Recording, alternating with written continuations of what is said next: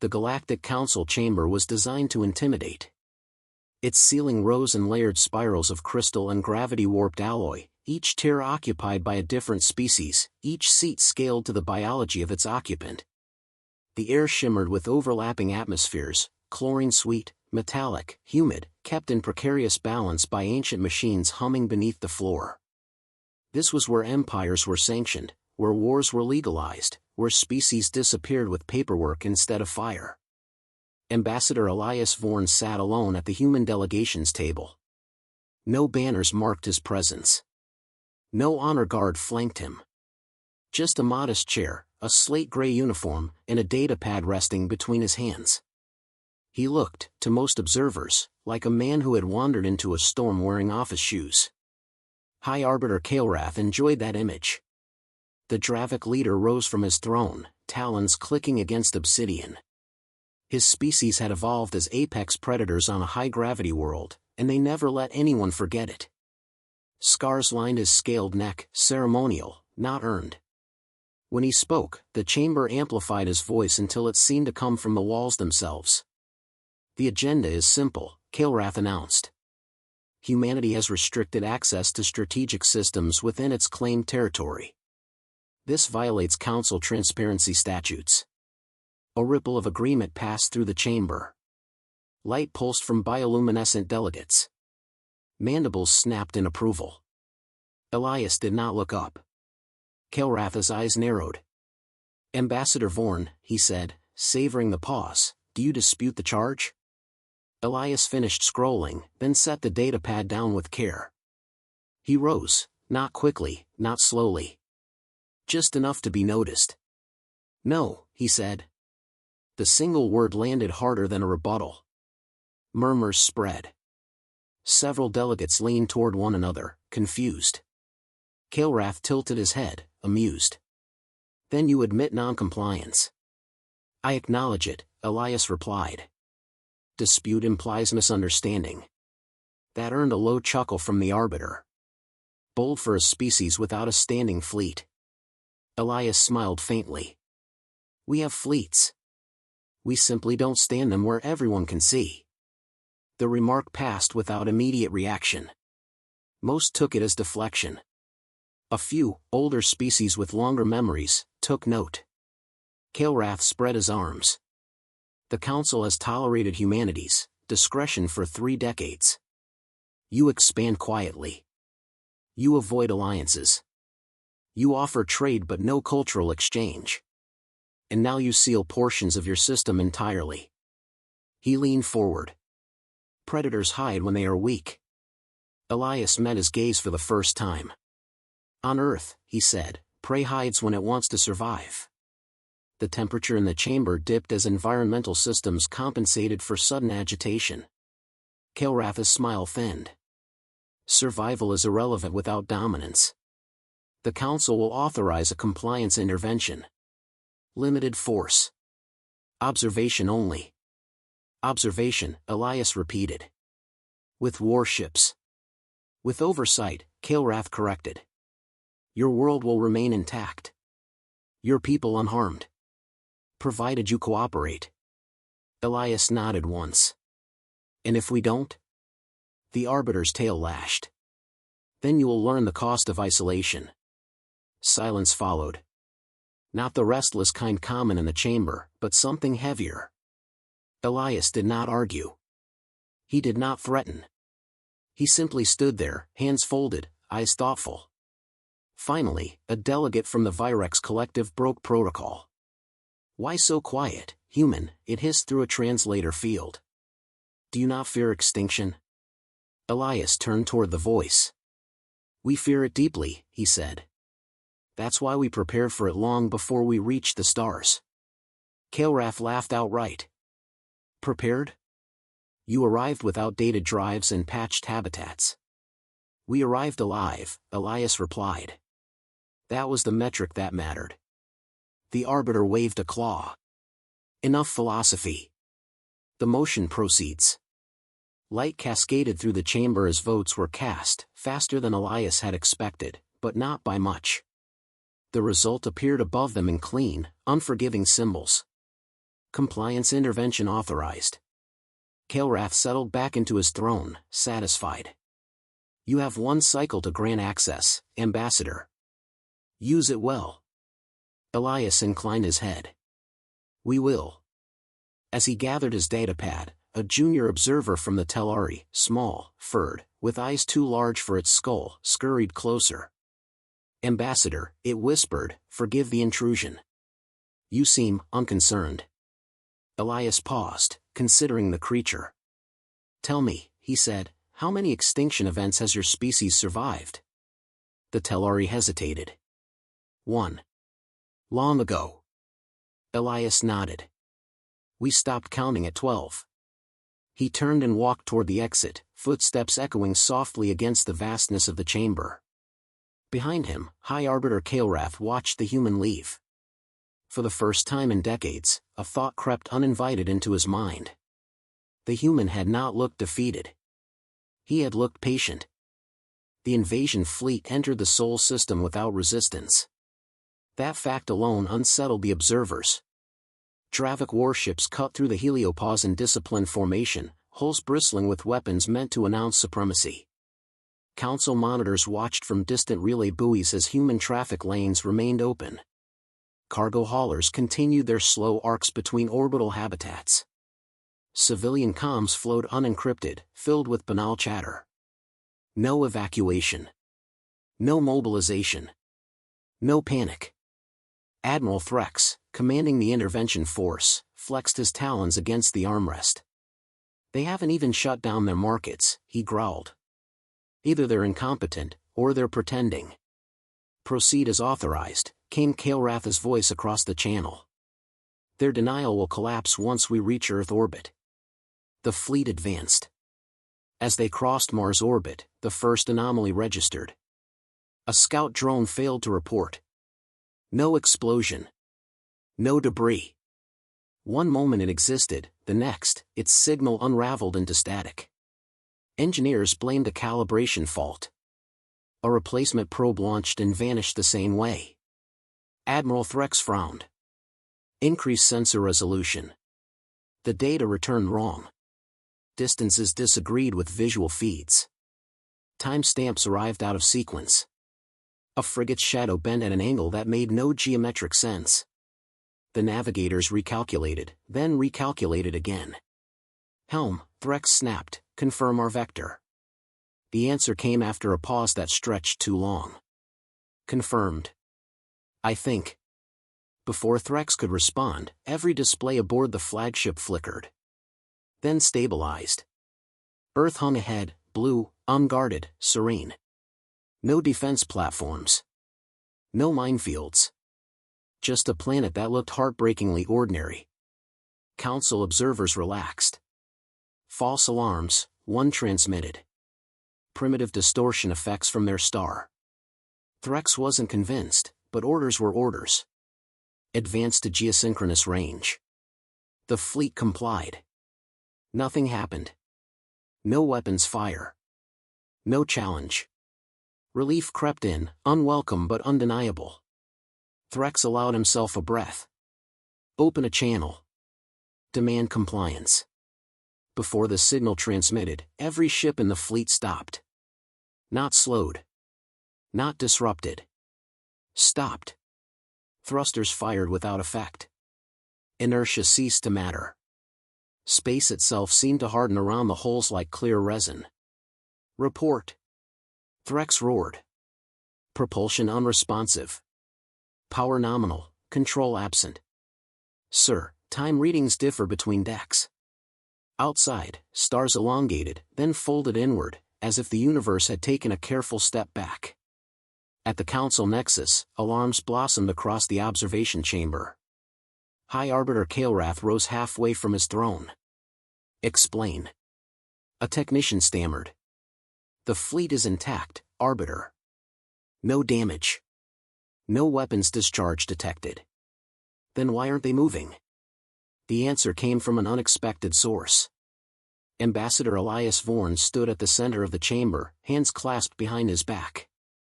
No guards had summoned him. He had arrived quietly, as humans tended to do. They crossed the boundary, he said. Kilrath turned slowly. What boundary? Elias gestured, and a projection replaced the fleet's telemetry. Layers of invisible fields unfolded, nested around Earth like overlapping shells. We learned early, Elias continued, that borders invite testing. So we stopped drawing them. A murmur spread. These are not weapons, he said. They're constraints. Localized manipulation of spatial constants. Movement is permitted, until intent becomes hostile. Kilrath's eyes flashed. You lied about your defenses. Elias shook his head. You never asked. A delegate shouted, release the fleet. Elias looked toward the voice. They're not harmed. They're not even frightened. We adjusted perception to keep stress minimal. Kilrath slammed a claw against his armrest. This is an act of war. No, Elias replied evenly. It's containment. He turned the projection again. Inside the frozen volume, Dravik ships drifted like insects caught in amber. We could have collapsed their reactors, Elias said. We didn't. We could have folded them into non-existence. We didn't. Why? Kilrath demanded. Because that would teach the wrong lesson. Silence pressed down on the chamber. Elias met the Arbiter's gaze. You assumed our quiet meant ignorance. You mistook restraint for fear. Humanity survived its worst years not by striking first, but by ensuring no strike could end us. A counselor whispered, How long have you had this? Elias considered. The first prototypes were built before we left our cradle. Kilrath's confidence fractured. Release them. Now. Elias nodded. They will be released. Relief surged. Once they withdraw beyond the heliopause, Elias finished. And once the Council recognizes Sol as autonomous, with unrestricted internal governance. Kilrath snarled. You're leveraging hostages. They're not hostages, Elias said softly. They're guests who ignored the house rules. A long pause followed. The chamber waited. At last, Kilrath sank back into his throne. And if we refuse? Elias's voice did not rise. Then nothing changes. For them. Or for us. The implications settled like frost. Outside, the trapped fleet waited, undamaged, undefeated, and utterly powerless, while a silent species demonstrated what it had been hiding all along.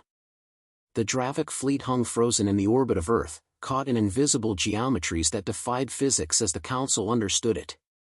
Stars around the ships shimmered and bent, not from damage, but from careful manipulation. Not a hull had been breached, not a life taken, but the helplessness was absolute. High Arbiter Kilrath paced in his private chamber aboard the Nexus station. The usual sharp clack of his claws against the alloy floor had lost its rhythm.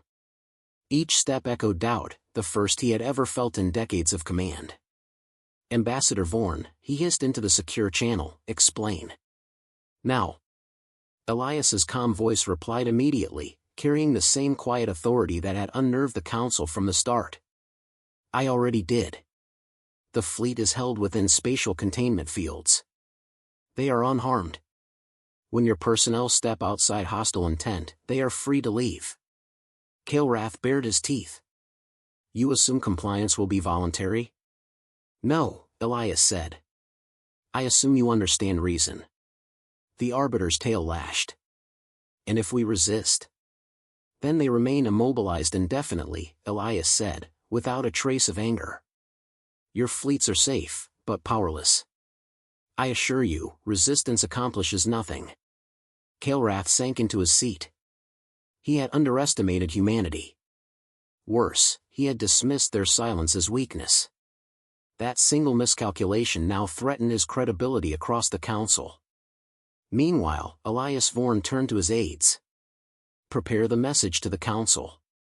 Keep it factual. No embellishment. The lesson must be clear, but it must not provoke panic. One junior officer blinked. Sir, they already know what we did. Yes, Elias said, but they must understand it without claiming victory. That's the delicate part. A projection bloomed in front of him. The entire council chamber was mapped, highlighting every species present, every fleet and installation capable of enforcing compliance. Lines traced hypothetical trajectories. The data was precise, cold, yet eloquent in its clarity. Elias spoke, calm but deliberate. We did not attack. We merely contained. Every system has redundancy, every node has fail-safes. No planet is defenseless, yet none are violated. This is not conquest. This is survival. It is also precedent. Across the chamber, counselors murmured among themselves. Some were awed, others alarmed. The message was subtle. Humanity's strength was not in aggression but in preparation. They had engineered a defense that rendered offensive power irrelevant. Kilrath slammed his claw against the armrest again. You toy with diplomacy. You immobilize fleets instead of engaging them. You humiliate me. You assume the worst, Elias replied, measured. We assume survival. There's a difference. The Arbiter's eyes narrowed. And yet the outcome is identical. The Council cannot ignore this. Precisely, Elias said. The Council must recognize that a species' capability is not measured by its willingness to fight, but by its ability to endure without destruction. In that moment, the Council had no choice. Votes were cast swiftly. A resolution appeared across the holodisplay, Sol System recognized as autonomous strategic reserve. Humanity granted sovereignty and operational independence. No Council fleets may enter without invitation. Enforcement measures rescinded. Kilrath's claws trembled as he read the result. His pride was wounded, his authority challenged. Yet he could not argue the logic.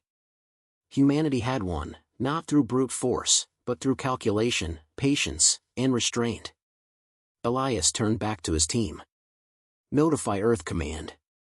Begin deactivation of containment fields. Ensure fleet systems return control gradually. Minimal stress to personnel. Within hours, the Dravik ships floated free. Pilots checked instruments, found systems functional, and slowly comprehended what had occurred. No damage. No casualties. And yet the humiliation burned. They had been defeated without a shot fired. Back on the Nexus station, a counselor whispered to a colleague, they could have annihilated the fleet. Elias overheard. He smiled faintly. Yes, he said. And we chose not to. The galaxy is a dangerous place. We prepare to survive it, not dominate it. There is wisdom in that choice. A young Telari observer approached, ears twitching nervously. Ambassador, why not destroy them? Why show mercy? Elias met the wide eyes. Because survival is a lesson best learned without needless devastation. Had we destroyed the fleet, the galaxy would see us as conquerors. Now they see us as inevitable. Kilrath's voice cut through the observation room's comms. You speak as if the lesson is yours to give. You have not fought a war with us. Elias's reply was calm, yet carried a quiet finality. We have fought, Arbiter. The difference is we fought without dying. We prepared when others played. We endured when others boasted. That is enough. For the first time, the Arbiter realized the truth. Humanity's silence had concealed far more than technology. It had concealed strategy, patience, and centuries of survival instincts. And now the galaxy had no choice but to respect it. Outside, the Earth rotated beneath them. Oceans swirled with muted brilliance, cities glimmered like veins of light, and satellites traced silent arcs overhead. From orbit, humanity's home appeared fragile, ordinary, yet untouchable. Elias stood on the command deck of his own vessel, observing the scene. The human fleet remained modest, scattered, civilian in appearance. Yet every ship, every system, every node was linked through layers of contingency, engineered to endure threats far greater than any known in the galaxy. A subordinate asked, Ambassador, will they retaliate? Elias shook his head. Some will try. Most will think twice. The rest will wait for their turn to learn the lesson we have already given. Patience is more effective than wrath. He allowed himself a moment to reflect. Humanity had not roared. They had endured. They had contained power without releasing it. And in doing so, they had rewritten the rules of engagement for the entire council. Kael'Rath sat alone in his private chamber, staring at the empty command consoles of his freed fleet. He had underestimated a quiet species, and that mistake would echo for generations. Elias returned his attention to Earth. The planet spun silently, oblivious to the politics, the fleets, the powers that had underestimated it. He allowed himself a single thought, a quiet smile forming. Next time, he whispered to himself, ask why the quiet ones are still here. The galaxy had learned the hard way that humanity's greatest weapon was not its fleets, nor its weapons, nor its capacity for war, it was its ability to endure, adapt, and survive without ever needing to prove it. And that, Elias knew, was a power no one could challenge. The Council would remember this day. The galaxy would remember. And humanity would continue quietly, invisibly, silently, preparing for the challenges that none yet saw coming. The aftermath of the Council's vote left a quiet tension in the chamber, the kind that presses against ribs and nerves alike. Delegates from hundreds of species lingered, glancing toward the human envoy with a mix of awe, suspicion, and resentment. None dared approach too closely. Ambassador Elias Vorn moved among the projections and reports with calm precision. Every display, every data stream, had been analyzed, tested, and recorded. Nothing had been left to chance. Yet, despite the victory, his posture betrayed no triumph.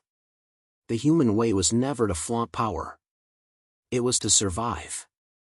Ambassador, a Telari aide whispered, ears quivering, the Council, they are unsettled.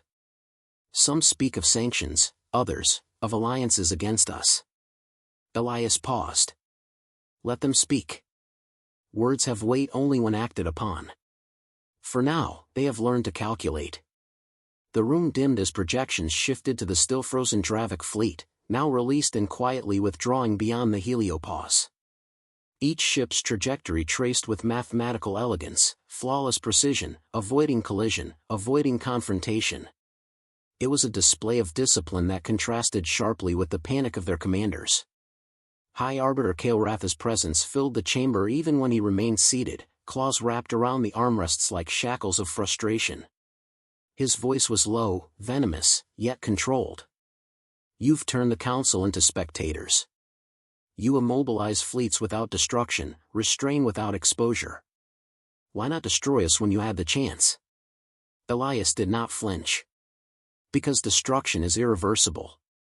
We value life, not trophies. You assume we measure strength by carnage. We do not. We measure it by survival, by preparation, by foresight. The Arbiter's tail thumped against the floor. And yet the galaxy now whispers your name with caution, fear. Is that not power? Yes, Elias admitted. Power is recognition. But recognition is different from domination. Fear can provoke retaliation. Recognition can prevent it. We choose the longer path. A young observer from the Virex Collective, small and sharp-eyed, dared to ask, Ambassador, you prepared for this long before it arrived. How much longer can humanity remain unseen? Elias looked toward the holographic Earth, a pale blue jewel spinning silently against the void. Cities glimmered with faint lights, orbital traffic traced silent arcs, the planet's systems humming with invisible redundancies. Unseen is relative. Preparedness is absolute. We are never invisible, we are deliberate. The galaxy sees what it wants. We only ensure it survives. Kael'Rath's eyes narrowed. And if another species tests your patience as I have? Elias's reply was quiet but sharp, the kind that cuts through pretense. Then they will learn what you just learned, never mistake silence for weakness. Across the chamber, murmurs rose. Counselors compared notes, whispered translations, debated the implications. A few older species with histories of near extinction nodded slowly, understanding the subtle brilliance of human restraint. Most, however, remained uneasy. Humanity had not just survived, they had set a precedent that challenged centuries of assumptions. Elias turned to his aides. Prepare diplomatic channels. Offer transparency on protocols without revealing infrastructure.